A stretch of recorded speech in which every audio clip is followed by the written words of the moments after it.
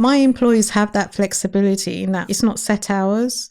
Yeah. I say, this is your task, this is what you need to do, but when you want to do it, it's up to you. So they have the freedom to take time off whenever, as long as the task is done by a specific deadline. That's all I care about. Yeah. They can do it at home, they can do it at the office, because the majority of my staff is actually female, and so we've all got caring responsibilities as well.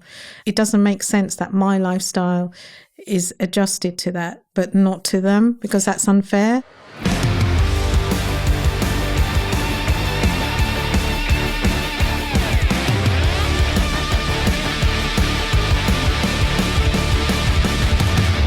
Jesmin, thank you so much for being on the HoLT Survival Guide for Small Businesses. I'd love to find out a little bit more. Why don't you tell everybody a little bit about who you are and how we came to be here today? Okay, my name's Jesminara Rahman, Jesmin for short, because I know it's a bit of a mouthful. I was originally a tax inspector for HMRC.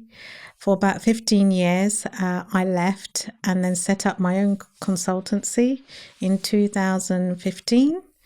And ever since now, I provide specialist or expert advice on tax investigations. So you're now on our side as business owners. You're fighting our corner when things go wrong with HMRC. I represent clients in disputes with tax disputes with HMRC. So you switch sides. I have. Gameskeeper turned poacher. Yeah, because we don't want to lose the listeners when they think you work for HMRC. Now you're very much on our side. I very much represent taxpayers. And it's really interesting because we've known each other for a fair few years now. And I can definitely say that I've seen your confidence massively increase in the time that I've known you as a business owner. But in conversations that we've had before, you've said to me that, starting a business wasn't ever really in your plan.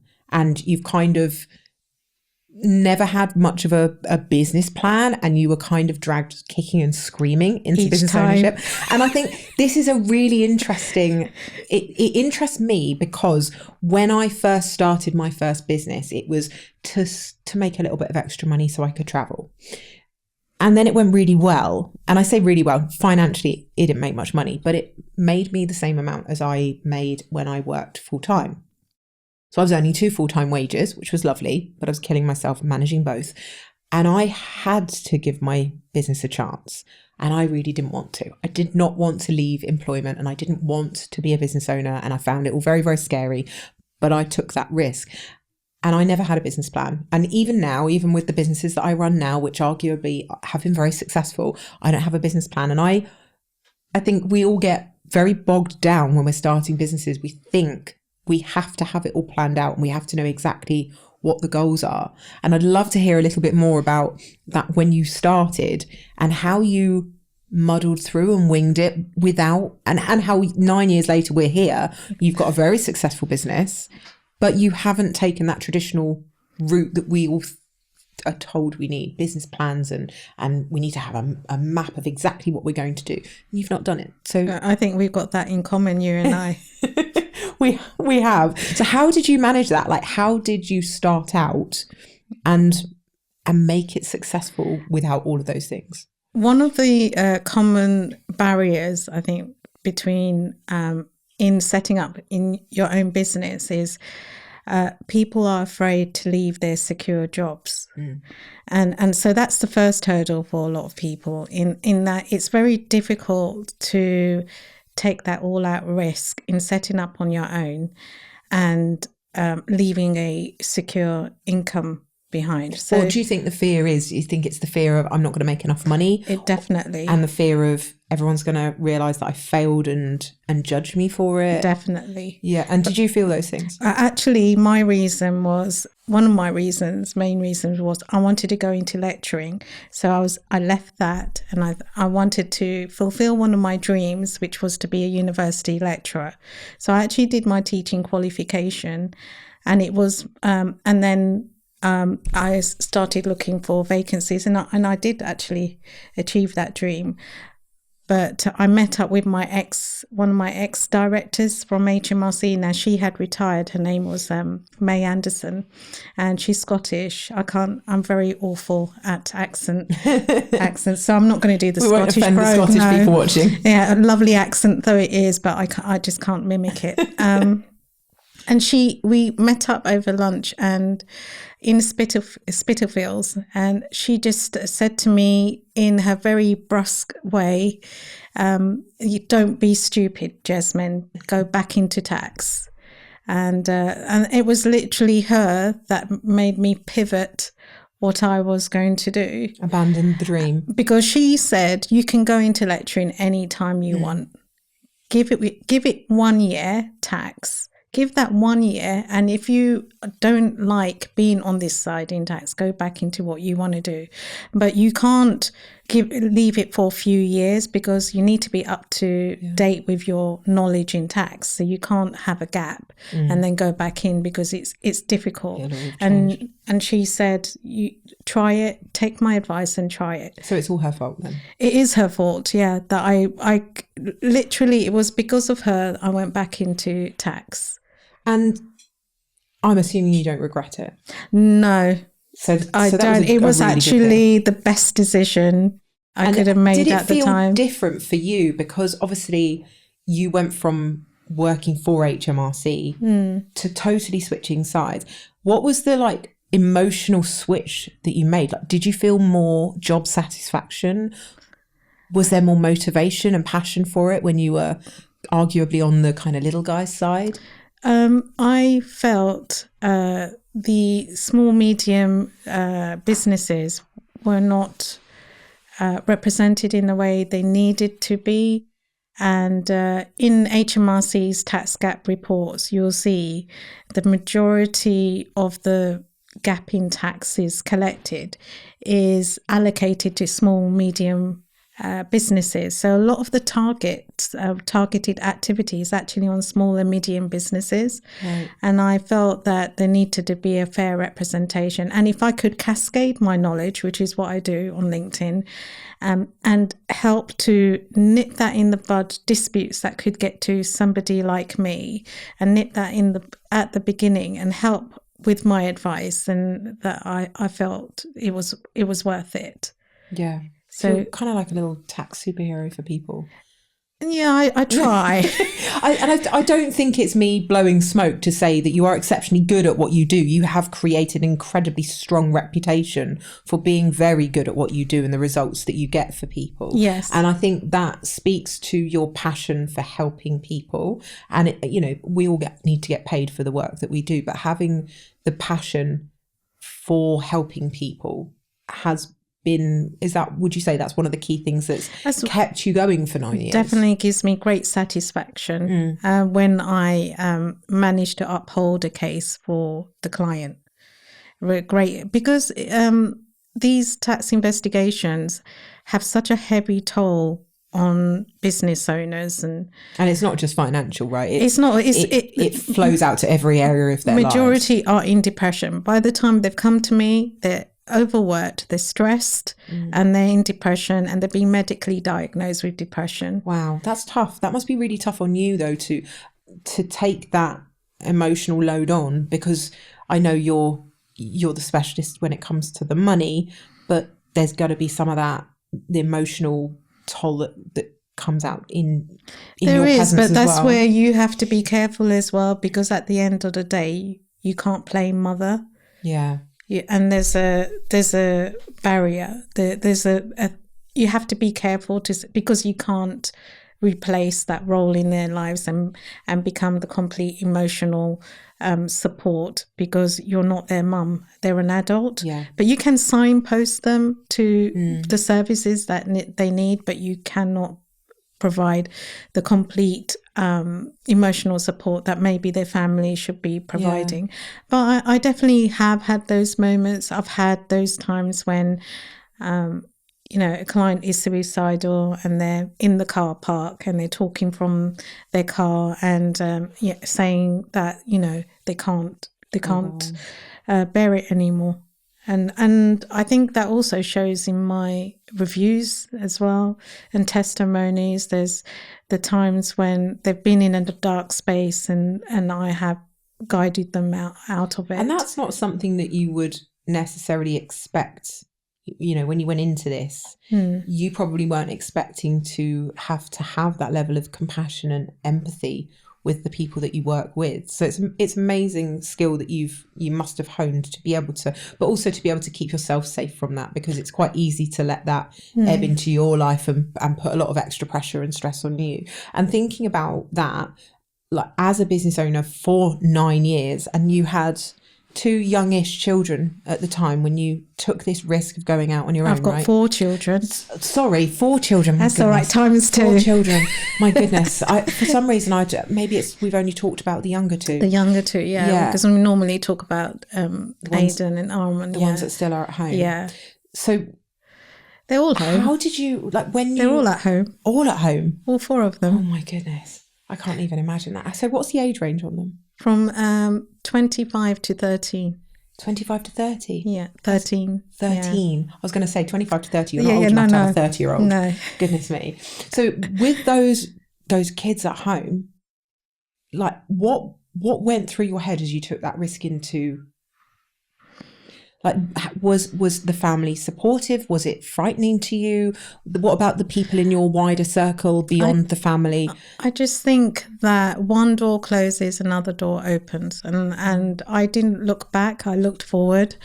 And I'm very task orientated. So I just think I have to do this, this and this. So I didn't even look backwards at all. Did you have any kind of, like around you, the people around you, friends, not necessarily the colleagues that were well aware about how good you are at what you do, and I can imagine were very encouraging? My colleagues were great, and in fact I remember putting a WhatsApp group together with my ex-colleagues as well, and we proposed some names, and we had a poll, and the majority of them chose Tax Resolute. I mean, it's a good name. It's a really good name because it's so good for SEO, right? That must be extremely good for it. But the word resolute, exactly. It absolutely works. You for stand what you by do. stand by your client's side, and that's you. Like that is you in a nutshell, isn't it? Because you're a very you don't let anything get by you if you can help it, and you've got a real strength to you. Was there pushback from like the family and the people that maybe weren't? Because I know that I had people that were around me that were going, "Are you sure this is a big risk?" Oh right, yeah. This is a big risk. No one. I'm a bit stubborn, I think. So they knew that whatever you turned your hand to, I will do it. Yeah, I will do it. But that's, I mean, that goes with resolute, doesn't it? Well, the thing is, when I did I flunked my A levels. No. I didn't do very well at my A levels. I did well enough to get into university, but I did not do well. And I'm not going to say what I get because my children could be listening, and I don't want to provide that example to them. I just want to keep them like, go for the best. I don't want them to say, well, Mum, you got this, so we can do whatever. Oh, I didn't get any A levels at all, so you're still doing better than me. And at that time, I think I just learned that resilience. My dad actually stopped talking to me for about 3 weeks when I got my results. He was so disappointed in me. Gosh. And my mum was like, from one moment, she was seesawing from this moment to that. Oh, I saw you try to revise really hard, and then to, how could you do this to us, kind of thing. And I think that just taught me, right, you're on your own and you have to clear up this mess and do what you can and go forward. And so I think my resilience really came from that situation. Yeah. My dad afterwards, he did become very proud of me. I got my 2-1 in my degree and so on, but it actually did teach me to be very emotionally resilient, that I can do it and stand on my own 2 feet. Self-belief as well, It is self-belief. And it takes a lot of self-belief. And we have to dig deep inside someone sometimes to find it. But when you do decide to go out on your own as a business owner, there are absolutely very likely going to be people around you that don't get it. And I certainly found that. I had friends that then risk averse. And I'm a risk taker by nature. Throughout my life, I've been the kind of person that will jump into things head first and figure out the details later. And that's almost when we were talking about like the jump that you made into self-employment, you knew you were going to make it work because that's the kind of person that you are. Well, But I was cautious. I did with a business I plan did and have money saved. Right, okay. I did have a fallback, so it's not as if and if you it could have didn't gone work back out, into lecturing. I could have, and even I went into lecturing, but I came out of it again because it just wasn't earning as much as I could in my tax investigation consultant. It didn't make sense at the end of the day. Do you think that gave you more confidence though, knowing that there was a plan B should it not succeed? Or was there just never any question in your head that it would succeed? I was just so confident in my knowledge and skills. If I may not be as confident in other areas, but in this I am so confident in my knowledge, and that is one thing that I didn't have any insecurities about, and I knew because of my expertise that I could do it. There just wasn't any doubt in that area at all. The issue was, how was I going to do it? In what way was I going to do it? And that's where I had to teach myself, about how to target your audience, which direction, what skills do you need, which direction you need to go. Yeah. So there are some things that obviously we're not taught in HMRC. So managing client relationships, just engagement papers, because we never done anything like that, and how to how to bring the clients in. So these were things that I had to learn. Excuse me for briefly interrupting our guest, but I need to tell you about my business baby, the HoLT. I started the HoLT in June 2022 to create a supportive place where small business owners, solopreneurs, freelancers and side hustlers could learn essential business skills at an affordable price, while coming together to network and support each other and our businesses. Every month, members get live Q&As and problem solving on tech, sales and marketing, plus 4 or more masterclasses on skills such as copywriting, finances, sales, social media, branding, mindset, confidence, resilience, graphic design, automation, AI, and so much more. We also host weekly community calls to meet fellow members, content creation hours and monthly wellbeing circles, and in everything we do, we encourage collaboration, regular communication, and most essentially, mutual respect and kindness. The HoLT is where the square pegs of the business world fit perfectly. So if you've never felt like you quite belong in business, we're the community for you. Visit the-holt.com for more information and to get on the waiting list now. We're opening again soon, and we'd love for you to join us. Now, back to our guest. And what would you say of the skills that you've had to learn? Because we all start there, right? And we've talked about this. I think it's come up in most of the conversations we've had. We all have the skill that we're going to sell, which is for you, tax expertise. And for me, LinkedIn training, marketing, communities. But we have to learn all these extra skills. Of all of the other skills that you've put your mind to learning, what do you think has been the most valuable one in terms of maintaining and growing your business? Because there's, if we're talking to somebody who's just starting out or thinking about moving from side hustle to taking a business full time, or, jumping straight into business ownership from uni, whatever it might be, if they know from us, like what skills you consider the most valuable, which one or two do you think? Well, the first thing you need to have, like an expertise, you need to be selling something, which is, in my case, is my expertise. And the second thing is the approach to sales. And I'm not a salesy person. When you think of it, you think of maybe a double glazing doorman or something, in an ill-fitting suit on your doorstep. Or, just a very aggressive marketing approach, which we kind of do have on LinkedIn with all those emails that they don't work. Yeah. I think the key thing is not to think of it as sales. I don't think of it that way. I think of it as flagging yourself up and saying, hey, I'm here. Yeah. And this is what I do. And I think that approach helped me the most, in that this is not I'm not doing sales. This is not it. I'm just flagging myself up to say, I am here.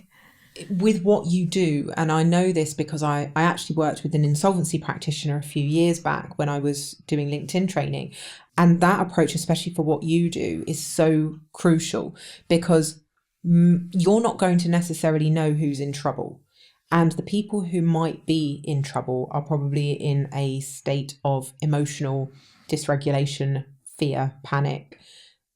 they just need to know that they can trust you, and that you know, who, if that happened, who is out there that I would trust. And we actually switched this guy's headline, and it just said licensed insolvency practitioner.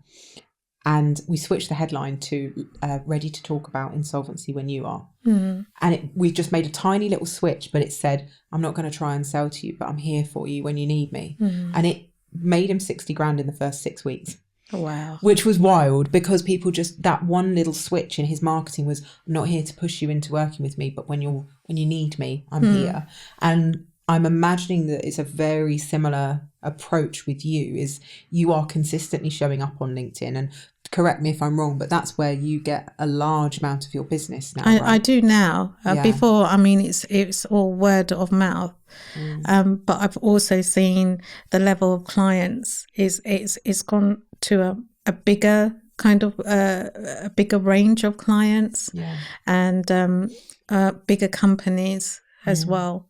So that is LinkedIn's definitely had an impact. Well, you've got an exceptional reputation on there, because the content that you put out it's trusted. You're very matter of fact. I don't gatekeep my knowledge. And that's really rare, especially I find in the financial industry, there's a lot of cloak and dagger. People don't want to share information. There's so much compliance surrounding all the financial sector when it comes to social media, understandably, but it creates a lot of fear and anxiety around people in the financial sector creating content. You're obviously not. I'm quite transparent about it, and I put advice out there that people would have to pay for, that people just won't. And results, you share your results as well within the limitations of your. Well, I redact it, take all the names out, but it's definitive evidence of my audit trail of all the success I've had. I've also had clients willing to do video testimonies, because that's where Tommy comes in as well on that side.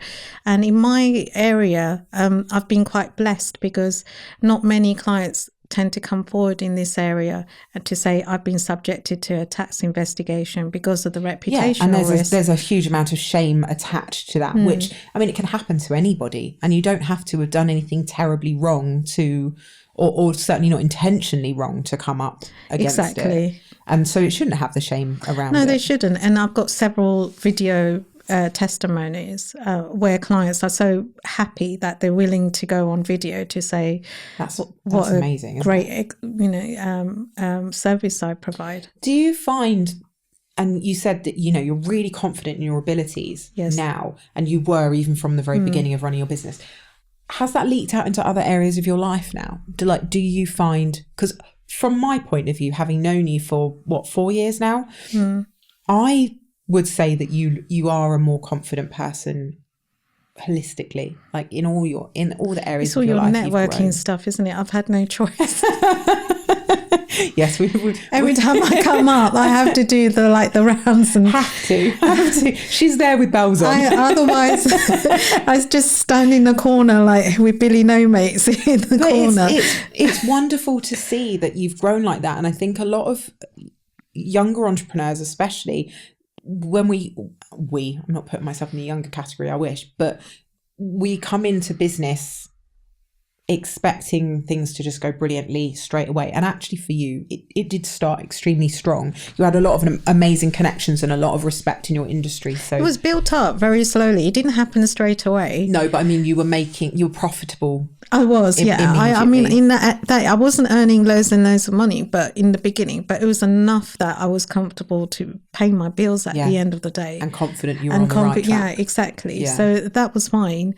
In that regards. So it's true in other areas, other business owners, they may be in a lost position, which means they have to be even more careful with the finances. But with the finances of my company from year one, we weren't really in a lost position as such. It's really, really strong, isn't it? That's not the same road that a lot of business owners take.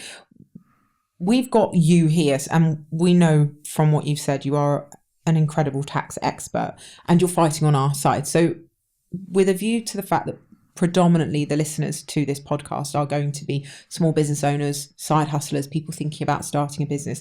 Are there some key pieces of advice that you could share, or you'd be happy to share, and you are such an open book, with business owners that would help them to avoid needing someone like you? And I'm not trying to do you out of clients. No. That's the whole point of my LinkedIn post, to be frank. Your whole MO is so that business owners don't need you. So you're trying to make yourself unemployed, basically. Well, what I'm actually trying to do is where it's small cases, they can be resolved easily. You don't need somebody like me. So if I can put that advice out there where they can resolve it themselves easily, that's great. Mm-hmm. Then you don't need somebody like me to come along. But if it's quite complicated and where it gets quite complicated, if you reached an impasse and it's just not budging with HMRC, and in fact, or it's gone through a few hands, even it might have gone through a couple of accountants and maybe another tax investigation specialist. For a phone call with HMRC without my blood pressure like shooting through the roof. I get so stressed. Even just the hold music gets me stressed. So the idea of actually having to go through a tax investigation. Well, I don't need to go through that kind of channel where I have to listen to the music. You've got direct routes. Exactly. I talk to the caseworker directly. So I've got a phone number and I talk to them directly. So that's not, that's not the same issue. So how could I, as a business owner or multiple business owner, what should I be putting in place now in my business so that I minimize my risks? Firstly, you need a good qualified accountant. Right. Okay. Right. That's important. And what does that mean? How do I know if I'm speaking to a good accountant? That accountant, they should be transparent with all their costs. So if they add, additional bills at the end of it, and you find yourself paying in piecemeal and it's actually increasing your costs. Right. So a clear price breakdown. So it's all up front. Mm-hmm. Secondly, they need to be approachable. So you need to feel like you can ask them anything and it will never be a dumb question. Yeah. And that is key. And that you're not going to have to wait a week for an answer. No. And we're not expecting like immediate responses, but there should be a response, and you should be able to, if your accountant is not responding or explaining your tax affairs clearly to you, then there's a problem. Yeah. Because there's going to be a time when you're going to have to explain that to HMRC. And especially if you're subjected to a tax investigation, your accountant is not going to be responsible for your position. It's going to be you. And so you need to be in a position where you can answer those questions. Yeah. Yeah, that's really good advice, because I definitely know that I'm guilty of not really understanding it. And I have an accountant that I absolutely trust, and she's fantastic. Pauline, she literally saves my life and saves me so much money because she's an expert and because she knows I save more a year in tax than it costs me to have her. And I think that's a mark of a mark of a good accountant. But when I first started out, I think I was paying a guy £20 a month. And I knew that at the end of the year, my tax return, it was all very, very basic and straightforward.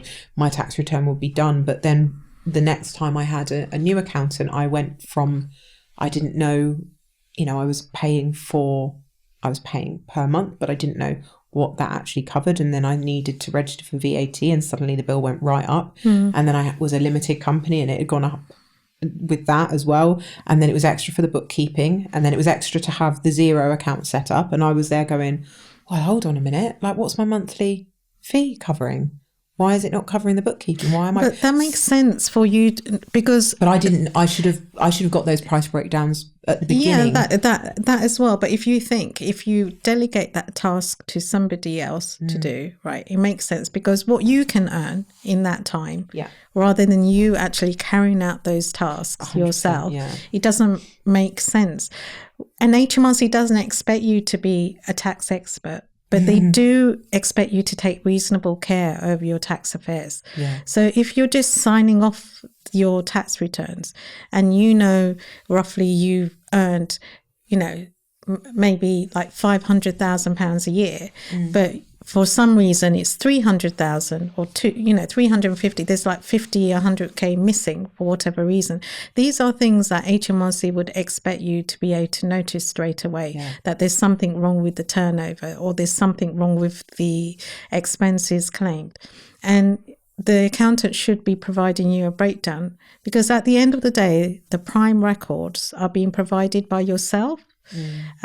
Or business owner, and you're signing them off, and it's not the accountant who's going to be responsible for any additional tax liabilities or the tax bill. It's going to be yourself, so they're not going to get the penalty. It's going to be yourself who gets the penalty. So a good accountant is definitely like step one. Definitely. And I would say from the beginning, like when you start your business, like get an accountant. That should be the first expense. Not just get a good accountant, because you can have qualified accountants, but they're not so great. Yeah. But accountants who will answer your questions, are transparent, and are able to break down your tax affairs in a way that you will understand. Yeah. That's a good accountant. Clear, plain language. Exactly. That's not full of jargon. Because I get overwhelmed. I mean, I'm very honest about my complete blind spot when it comes to managing my finances, and which is why I have a financial advisor, Ian, and a wonderful accountant, because I need them to explain and re-explain, because it just doesn't go in my head. And I need to be able to turn to them and ask a question, and I'm very lucky that they answer me almost immediately, and they've really got my back with it. But I would be lost without them, and I can't imagine running my business and then having to worry about all of that, all the bookkeeping, all the accounting, all the tax returns, the VAT. Like, it's a lot. So I would say to anyone starting a business, like, that should be the first thing you outsource the minute you can afford to outsource the bookkeeping and the accounting. And I think the other common mistake the business owner makes is they take everything on. They do everything in their business. And you have to think that if you engage somebody else to do those admin roles or those bookkeeping roles and so on, how much money could you be earning when that time is freed up? But they see it from the other perspectives, as in, I'm not bringing enough in, so I can't afford these additional services. But you get stuck in a rut by doing that, because then it's a vicious circle and you never give yourself the time you need in order to build up the business. And by doing all of the admin work, which is not actually adding value. So what does your team look like now in your business? How did you grow it? I think quite early on, I had a bookkeeper and I had an assistant. That was like quite early on. So like admin. I don't do admin. I don't do admin stuff. It doesn't make sense for me to do it. So I have 2 admin people. I also have 2 who helps with the case, just the analysis side of things. So I have 2 people there. I have a social media person as well, and I have a few caseworkers, who specialises in specific areas in tax. Employed? They're contractors. They work with me. Right. See, that's the model that I've worked with. And what was the decision? Why did you make the decision to have them? I actually gave them I gave them the choice. You can either come on board as an employee, which is fine, or you can come on board as a contractor. Right. And they preferred the flexibility of a contractor. Right. So it wasn't even your decision. No, I gave them the decision, and it's just it's just when they want to work, how they want to work, and so on. I mean, my employees have that flexibility in that it's not set hours. I say, this is your task, this is what you need to do, but when you want to do it, it's up to you. So they have the freedom to take time off whenever, as long as the task is done by a specific deadline. That's all I care about. They can do it at home, they can do it at the office, because majority of my staff is actually female, and so we've all got caring responsibilities as well. And so it doesn't make sense that my lifestyle is adjusted to that, but not to them, because that's unfair. Yeah, and I noticed this, and there's a few people on LinkedIn that I notice it with, and it's no shade to them, but I see them like living their best lives. They're flexible, they work anywhere, they do whatever they want, and yet they've got staff who are in the office 9 to 5 or 8 to 6, or, 3 days a week they have to be in the office, and their staff are being paid, a set amount. And I think, I wonder how I would feel if I was their member of staff. And I can see my boss gallivanting off, doing all these fun things, amazing things. I don't know how I'd feel about that. I don't know. I don't think.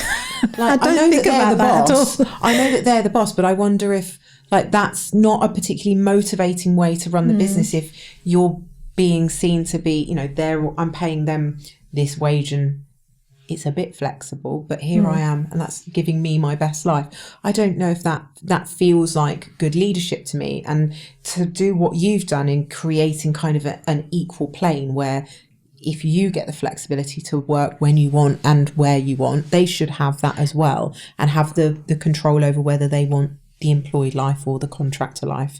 And, they then be flexible and able to work for other people if they wanted to take on more work, I assume, as well. Obviously, maybe there's, not competing with other people doing what you're doing, but they've got the ability to do that. I think it's an interesting even model. then, I mean, I've had LinkedIn posts where I say I don't see competitors, I see colleagues.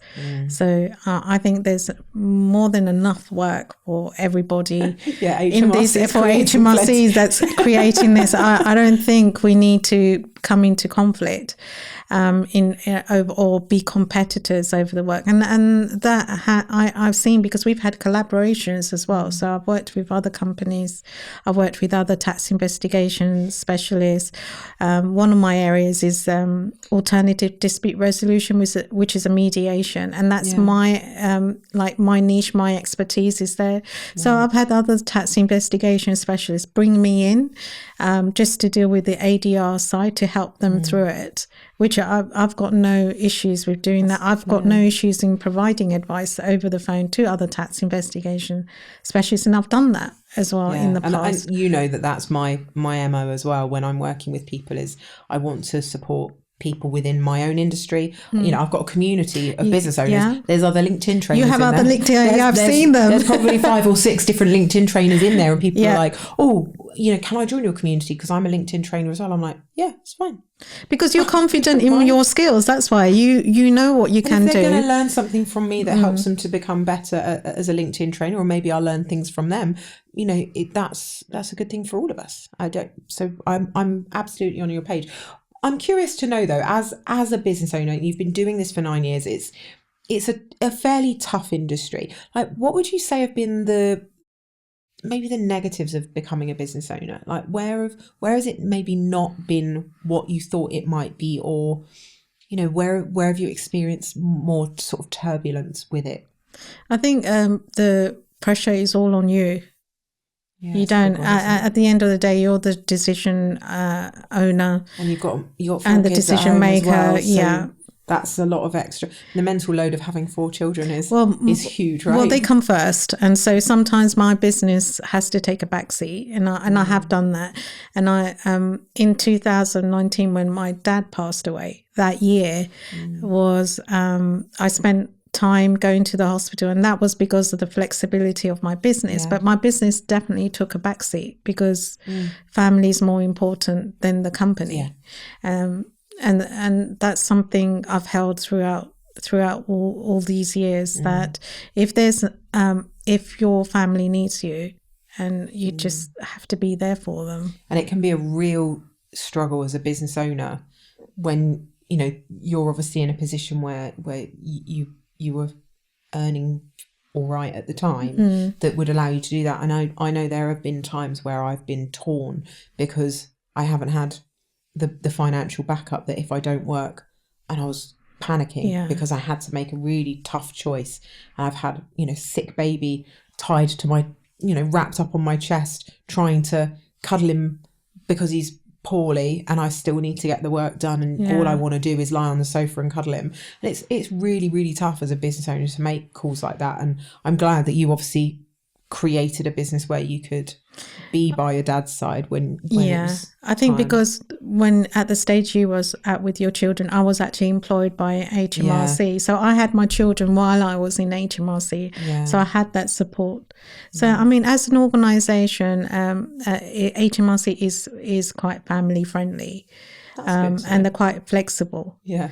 But the amount of knowledge that I have gained since I've left is just more than triple. Nothing can compare for that though, right? Because I literally put it in a LinkedIn post, I think last week, saying the knowledge that I have gained in the past 4 years far exceeds what I learned in the last 35, including all the years I was at school, because you have to learn on your feet quickly as a business owner, because it's learn or fail. And sometimes you fail to learn, but you fail and then you learn from the failure. But you have to do it all fast. One of my friends actually, and she's on LinkedIn, Katie Hampton, she said to me that the universe keeps sending you the same lessons again and again until you learn it. Which is why we need to learn it the first go, right? I definitely am one of those people that I very rarely take 2 failures to learn a tough lesson. I'm like, right, we learned that one, on to the next. Where am I going to fail next? And but that's where the resilience comes in, right? As a business owner, you have to be resilient because you're not going to get it right all the time. No. And you have to bounce. And you have to be forgiving as well. Taking a month off, licking your wounds and going, oh, poor me. But you have to forgive yourself as well. And that forgiving. Can be tough though, can't it? It can be tough. It can be, but you have to be a bit forgiving and kind to yourself. Yeah.